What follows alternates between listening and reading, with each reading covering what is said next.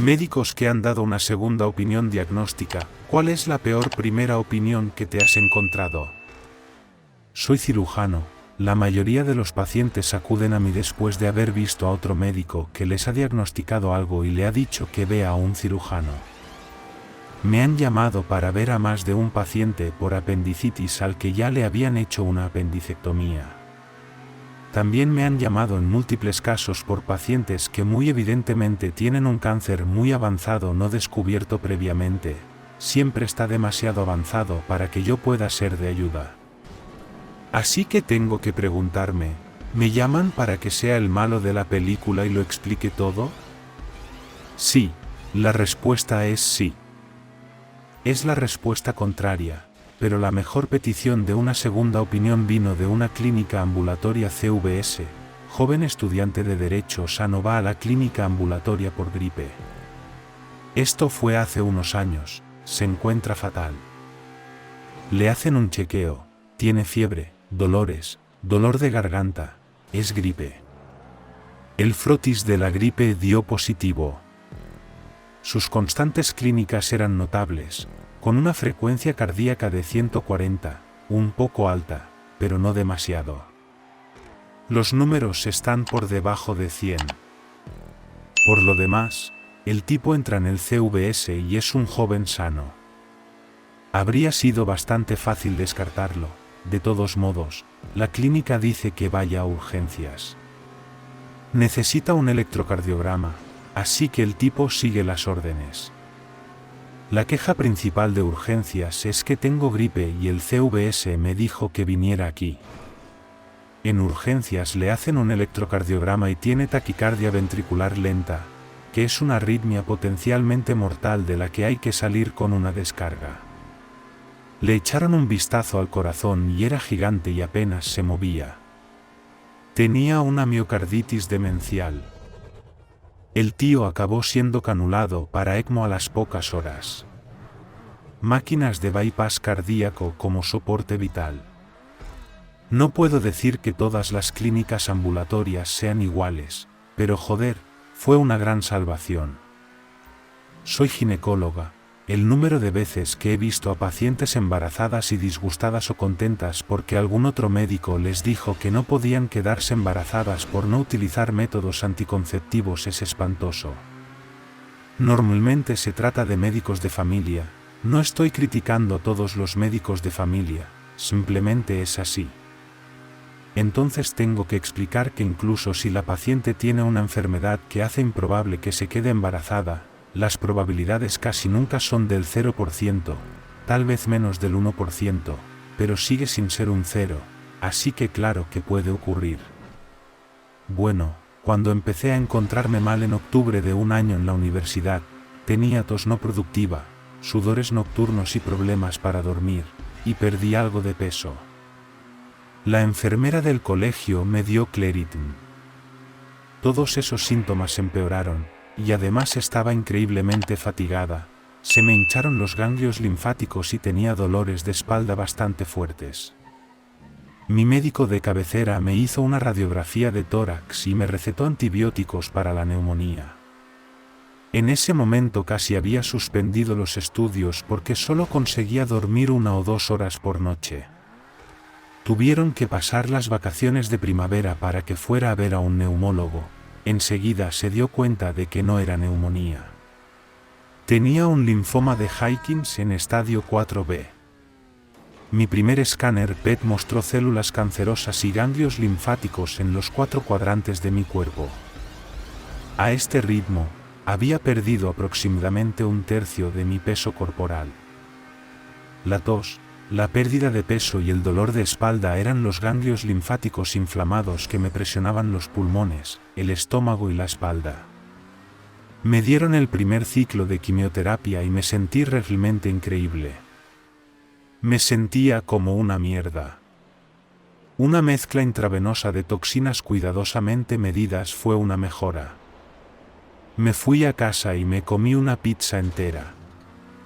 La quimio se volvió más asquerosa, pero funcionó, así que supongo que no puedo quejarme demasiado. Soy abogado, pero a un cliente le dieron un diagnóstico devastador de una enfermedad cardíaca extremadamente rara. El médico le dijo que le quedaban 6 semanas de vida, se puso en contacto conmigo para hacer su testamento y poner en orden sus asuntos. Afortunadamente, buscó una segunda opinión con un cardiólogo muy conocido. Supongo que el cardiólogo estaba intrigado por la naturaleza rara de la enfermedad cardíaca, no le pasaba nada, estaba bien. Este pobre hombre y su familia fueron torturados por esto, tan desolados y aterrorizados por nada. De hecho, me llamó para contarme todo esto. Parecía estar todavía en una fase de alegría. No me voy a morir, dijo, pero imagino que la rabia llega en algún momento, cuando haces balance de lo que has pasado. No sé cómo un médico puede dar un vuelco tan masivo, o si de algún modo los resultados de mi cliente se mezclaron con los de otra persona y unos pobres compañeros. Paciente. Cuando estaba en la universidad, fui al médico porque orinaba cuchillas. Progresó bastante rápido y al final de la semana no podía andar ni dormir. El médico me preguntó por mi vida sentimental y le dije la verdad, que mi novia y yo solo habíamos estado juntos durante muchos años. Se burló un poco y me dijo que probablemente era clamidia, pronunció un largo discurso condescendiente sobre los momentos de diversión seguros conmigo y luego me mandó a casa. Una semana después, me hicieron los análisis de orina, resultó que tenía la peor infección de vejiga que habían visto nunca. Tuvieron que meterme una cámara por la uretra, varias rondas de antibióticos y hasta el día de hoy me cuesta orinar debido a los daños irreversibles que me causó la infección. A mí me ocurrió una cosa. Hice gimnasia universitaria en mi último año, tuve un accidente en un entrenamiento y caí sobre el cuello. Fui al hospital, me hicieron radiografías y me dijeron que estaba perfectamente. Caminé con dolor durante un tiempo. Semanas después fui a otro médico y me hicieron nuevas radiografías, tenía el cuello roto por 3 sitios y una luxación. Me operaron de fusión multinivel días después, descubrí que habían cambiado mis radiografías por las de otra persona en urgencias y que me habían diagnosticado basándose en las imágenes de otra persona. Esto se descubrió cuando fui a buscar mis grabaciones mucho después de mi operación para el seguro y tenía mis archivos y los historiales médicos e imágenes de otra persona. Debido al tiempo que pasé caminando con ella, me operaron por vía posterior en vez de por vía anterior, que es mucho más invasiva y me da grandes problemas hasta el día de hoy. No soy médico.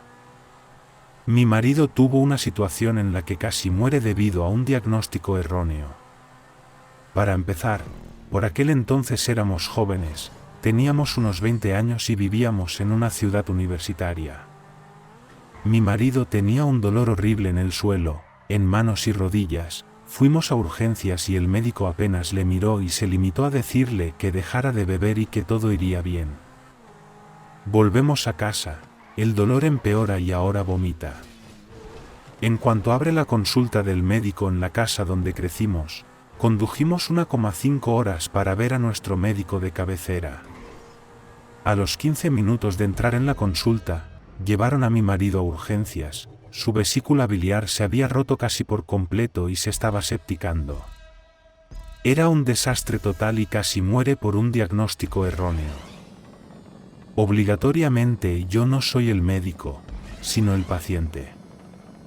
Fui a un médico del sueño porque estaba constantemente cansada y me quedaba dormida, de pie y cosas tan serias. El médico me dijo, bueno, tienes sobrepeso, así que sin duda es apnea del sueño. Me hice un estudio del sueño, dio negativo para apnea del sueño.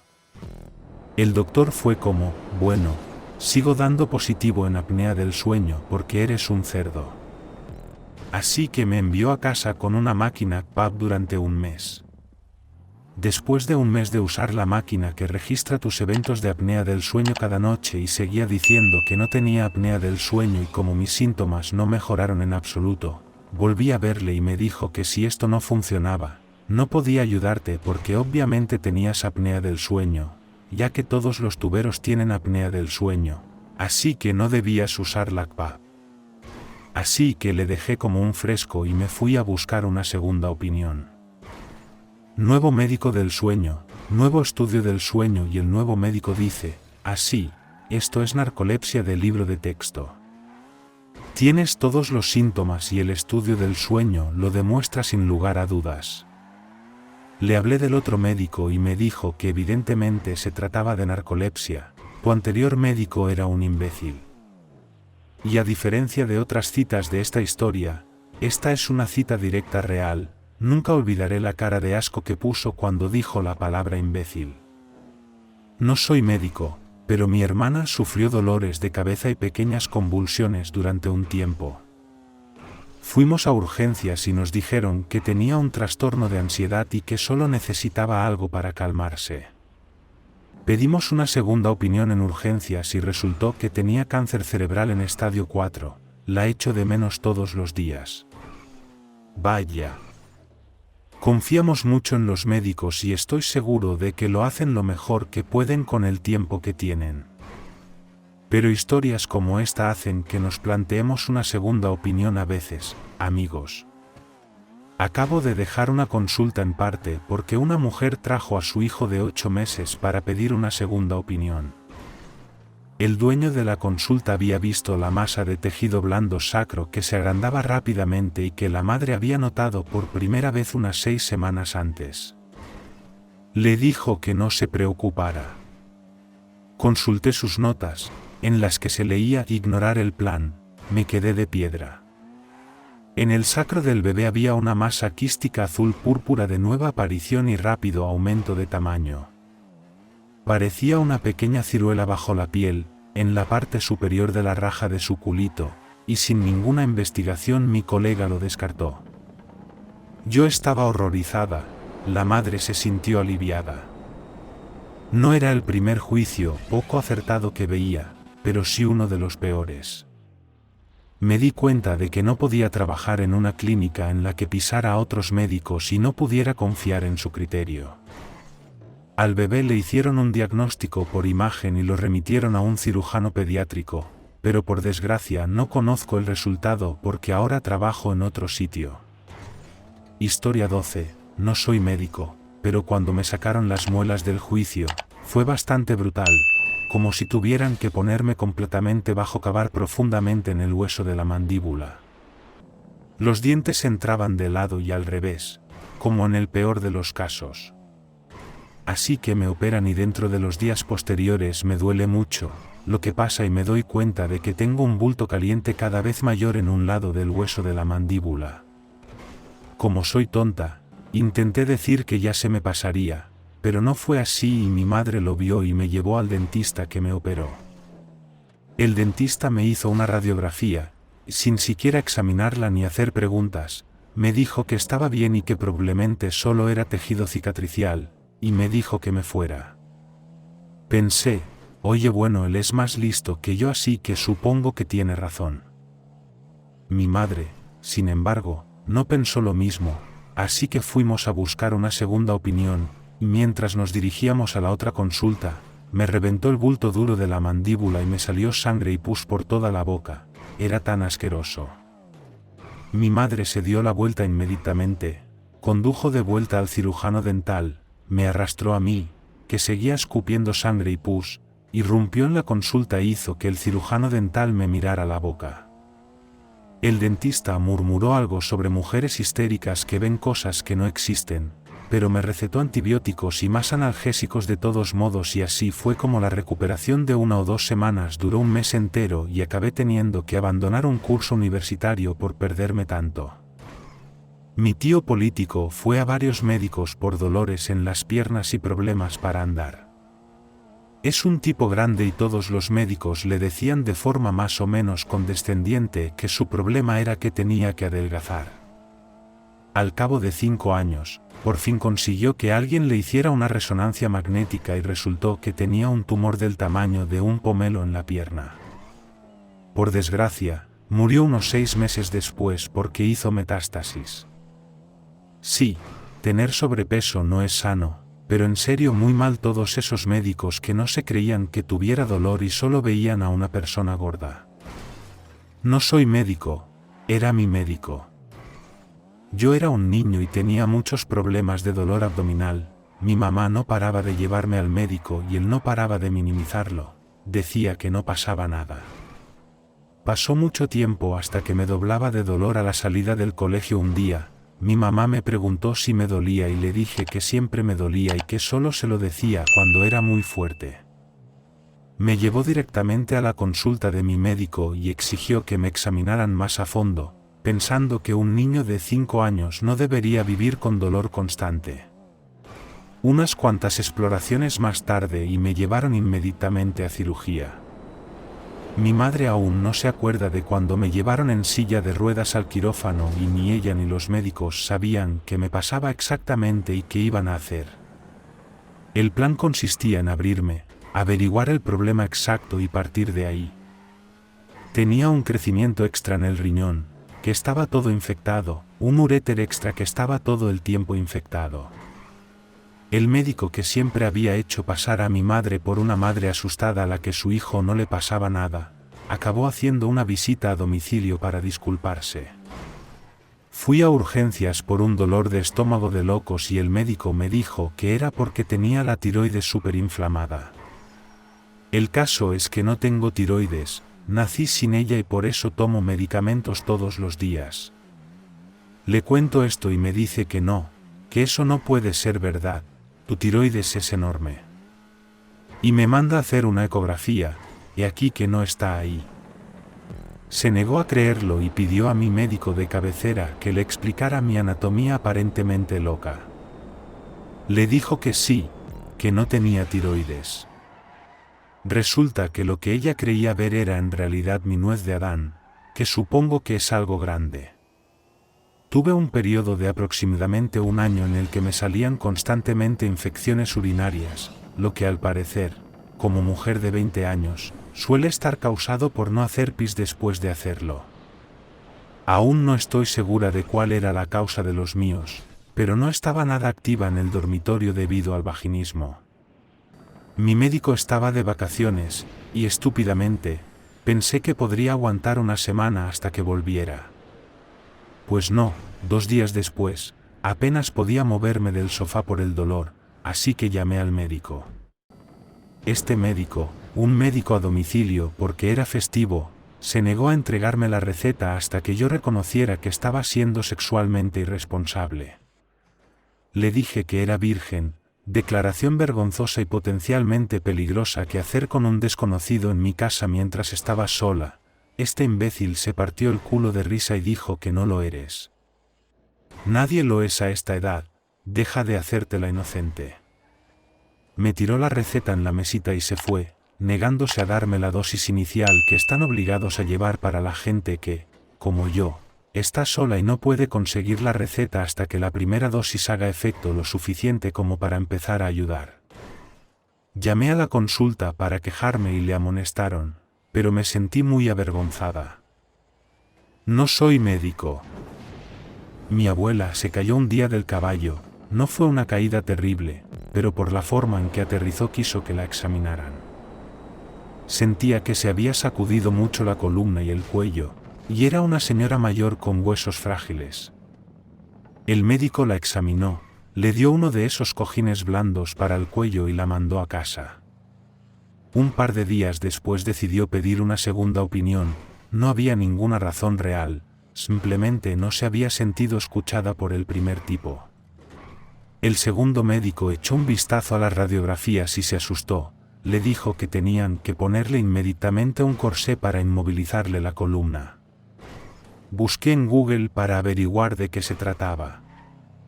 Creo que era un corsé halo, pero en mi memoria es más grande y más metálico de lo que veía en las fotos.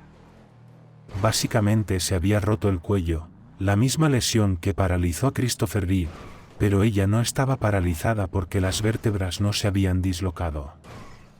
El segundo médico dijo que sí se había dislocado. Otra caída sin importancia, torcerse mal en la cama significaría quedar permanentemente paralizada del cuello para abajo. Llevó su intenso corsé metálico que le mantuvo la columna en su sitio durante unos meses y estuvo totalmente bien. Vivió otros 15 años después de aquello, pero pienso a menudo en esa historia. El segundo médico le salvó la movilidad y la libertad.